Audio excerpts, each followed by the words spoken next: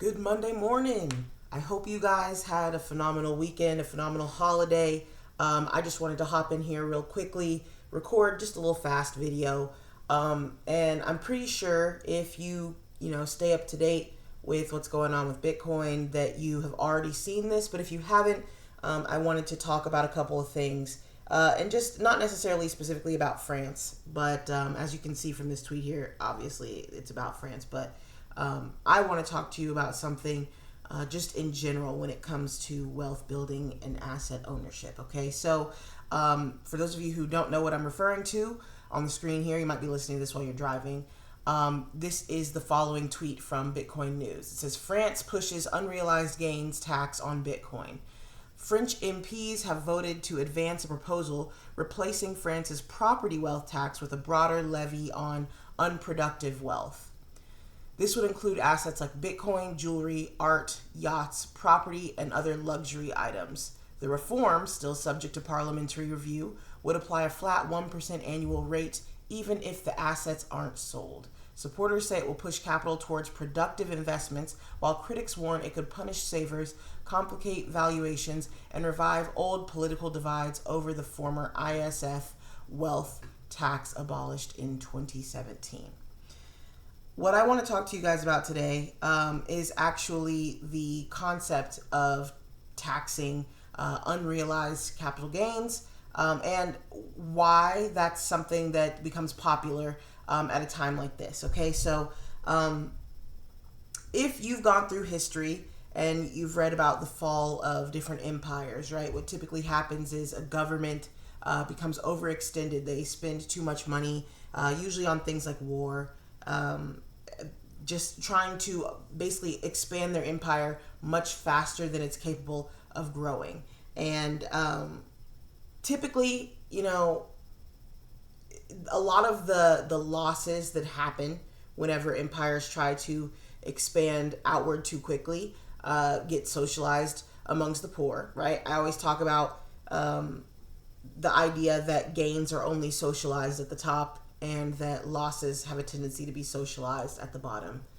In a situation like this, when you start seeing headlines from different world governments, especially powerful, world governments, talking about the desire to tax unrealized capital gains, that's when you know that there's structural problems at the core of the government, right? This is not something that happens when you have a thriving nation. That it's the government will start to overreach, okay?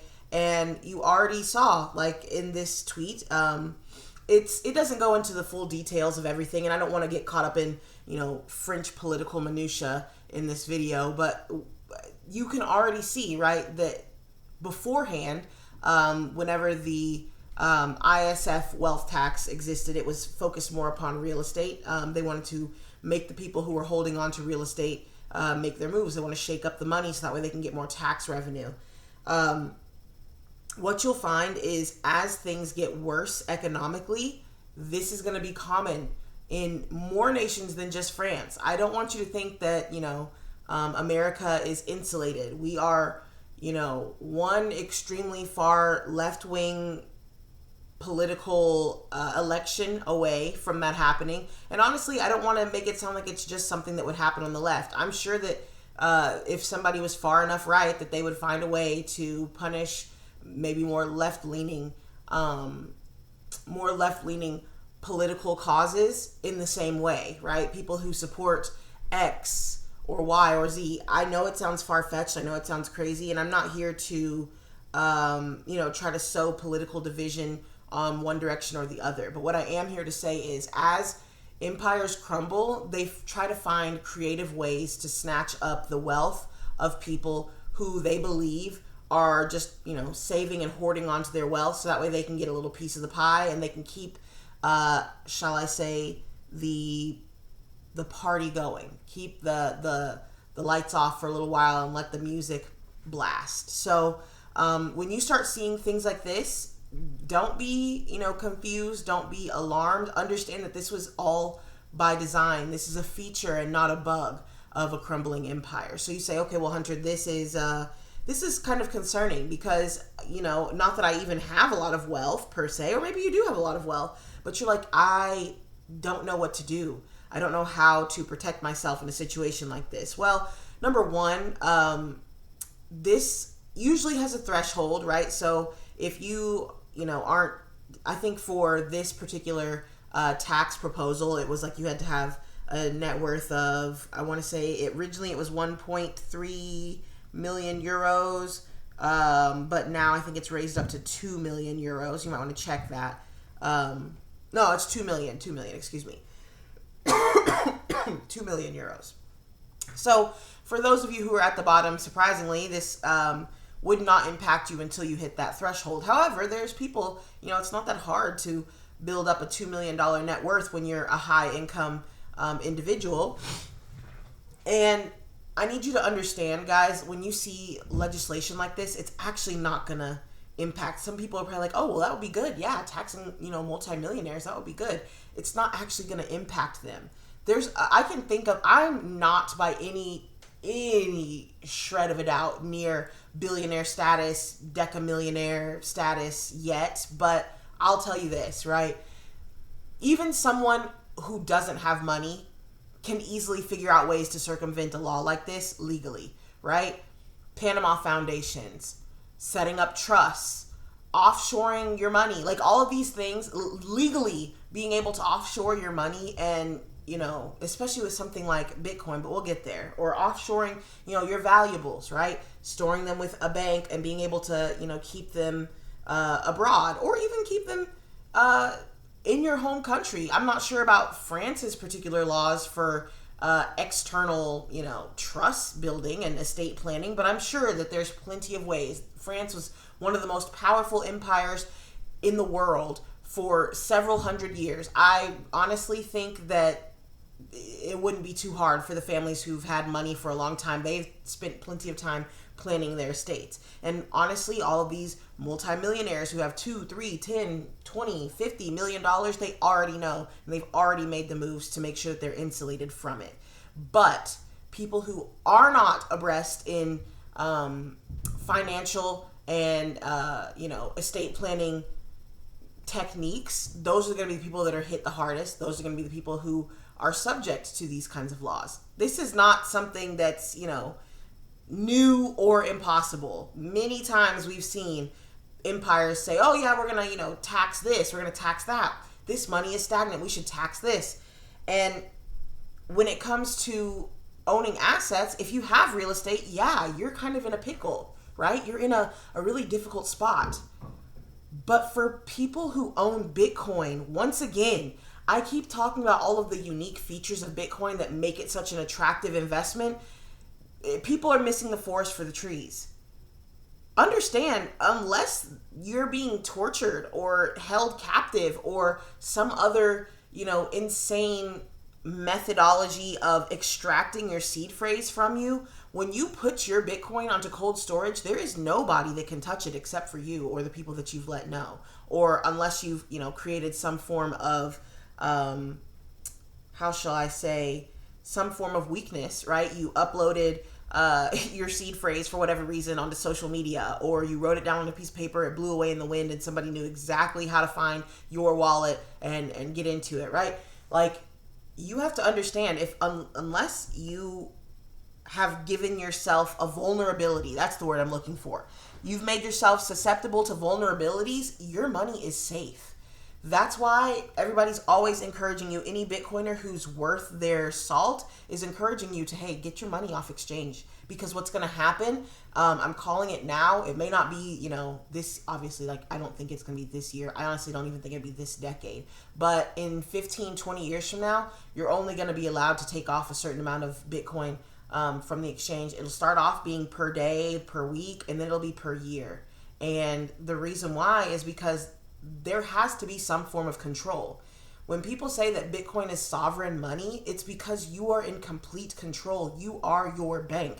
When you have your Bitcoin in your wallet, it is yours. Nobody can touch it. Nobody can take it. That is the purest form of ownership that you can have. And that's why when people realize exactly what's going on here, there's going to be a mad rush. And people say, oh, the adoption, it's already here and nobody's using it. Bro, we're like at 1% of global adoption. When this joint hits 30%, 40%, 60%, it's going to be a madhouse. So they're trying to build the infrastructure ahead of time to control people. And I'm not trying to make sound like, you know, the crazy conspiracy theorist guy who's like got, you know, the bulletin board with all the red strings attaching different people's face. Like, that's not me. But what I am saying is, understand that you have a limited window to be able to ensure that you are completely sovereign. If you've been buying Bitcoin diligently, consistently for, you know, maybe it's days, weeks, months, but maybe, you know, it could be years. Do the responsible thing, right? Don't shy away from having custody of your own assets because you're afraid, because you don't think that you can handle it. You can. And personal responsibility is the thing that really sets you free, right? It's kind of like that argument that people have where they go to the zoo and they see the lion and he's laying down at the top of his like perch on the rock overlooking all the people looking at him. And, you know, people say, man, he lives such a good life. Look at his mane. Look at how plump he is. Look at how fed he is. And it's like, you know, maybe if you ask that lion, he's probably thinking about the times whenever he was younger and he was living out in the, you know, Serengeti or wherever he was, and he was free. It wasn't always safe. You know, there was threats of illness, threats of injury, you know, just all kinds of things. He never knew what each day would bring, but he still got to choose how he lived his life, right? So it's kind of the same way for humans. There's a lot of people who would rather give up their freedom if it meant safety and consistency and, you know, they were used to the routine and everything stayed as it was. But that's the great deception of it all, y'all. That is the great deception, that you are insulated and that you're safe just because we live in a modern time, because we have a government, because we have legislators who, you know, fall along the same political aisle as we do. I need you to understand all of this could come crumbling down in an instant. Like, I hate to be the bearer of bad news, and I don't want you to be terrified by that. If anything, I want you to be liberated by it, because you have the ability. There is an out, right? When you have Bitcoin, I don't care if BlackRock unloads everything. If Michael Saylor were to just change his mind completely and unload all of the Bitcoin onto, you know, just right there on the open market, and Bitcoin were to crash back down to $3,000, there is going to be dramatic demand for it regardless. When people understand that, hey, this is actually the first kind of money that, you know, it's mine. It's really mine. I don't have to report, you know, my $10,000 if I wanted to move it. If I wanted to move it on a Sunday, I don't have to report it. This is changing the game, guys. I can't begin to stress to you guys just how big of a change this is to the financial world. And the thing about it is, you think that it sounds crazy right now, and that's by design. Institutions, do you really genuinely believe that the institutions who are in control of the media, who are friends with the people who are in control of the media as well, do you really believe if they found something that was as sovereign and as powerful as Bitcoin? Notice I don't say crypto, I say Bitcoin. Crypto as an industry, it's a great thing. I think it's going to be, you know, magnificent for many aspects of life. But Bitcoin in and of itself is not, it should not be lumped in with crypto as a whole, because Bitcoin is just, it's different. It's not the same. But do you really believe that if all of these powerful institutions saw the one way out, right? The one way out for the masses, that they would be parroting it and trumpeting it on the front page of, you know, all the popular news platforms and newspapers and media sources that people use every day? Do you really believe that? The same people who look down off of the balconies during the peak of Occupy Wall Street, sipping actual champagne with their flip phones out, taking photos and laughing at the people down below, do you really believe that they would say, hey, you should buy this and you should free your family? Like, Do you really think that that's what they would do? Do you think that the same people who literally bet the American economy, they gambled with it the same way that you do your little parlays on the NBA games and NFL games, and you make a big joke out of all of it, and you say, oh, I'll throw a little bit of money in. Do you really believe they collapsed the housing market, right? Those people are the same people who have your best interests at heart? Do you believe that the same people who advocate for, just reckless, just spending with reckless abandon, and are basically sacrificing entire generations, like, prosperity, just at the click of a button, and not really caring, and saying, oh, the show must go on. Let's have some low rates. Let's buy some more houses up. Let's get these treasuries nice and cheap. I have a hard time believing that altruism is suddenly at the forefront of their minds. And maybe that makes me cynical. Maybe I'm wrong. Maybe they actually are trying to give you a fair chance. But what I think truly is that in those backroom conversations, when nobody's around, no cameras are on, when they've had just a little bit too much to drink, they feel just a little bit too fancy off of all the Wagyu that they've stuffed in their pie holes, they sit around together and they talk about how revolutionary this is. And they talk about how much control, how much power they can have if they can control the majority of this asset. And they find creative ways to manipulate it. They say, oh, we should make this, these trade deals should put panic in everybody's heart. The people who haven't studied, they're going to start selling. I honestly don't believe that that they're going to tell you that it's really valuable until the value has been extracted, and then they'll tell you that it's valuable so they can unload their bags on top of you, and they can push the price down, and then it can drop even further and they'll re-up their bags. I honestly, no part of me believes that there is, altruism in the financial world when it gets to the institutional level. It's dog eat dog. It is dog eat dog. And unfortunately, the people who have the least conviction, the people who have studied the least, the people who don't know what they have, those are the easiest people to prey upon. So all of this to say, I don't want to make this a long video. All of that to say, I need you to know what the fuck you're buying. Excuse my French, but I need you to know exactly how powerful it is for you to own it. And I need you to find creative ways to add value to somebody's life, somebody who has more money than you, or even people who have the same amount of money than you. But you have to find a way to get their dollars into your pocket, and you need to convert that immediately. Because if you don't, the train is still rolling without you. You could say, oh, well, I'll wait until the day when Bitcoin drops down to, 70K, 60K. I hope that you get that entry. But understand, if you do get that entry, there is less Bitcoin on that day when it comes than there is today. Like, it is getting bought up. These institutions are not slowing down. They are not slowing down. These governments are not slowing down. These, multimillionaires who understand the value of what they're buying, they're not slowing down. They see the writing on the wall. Our debt situation is getting more and more dire every single day. We get more and more debt. We got the Federal Reserve, you saw my last video. The nominees, they're posted up talking about, whatever it is that the president wants, we're going to make it happen. And the president has said, hey, I want rates low. They're going to make Janet Yellen look like Paul Volcker.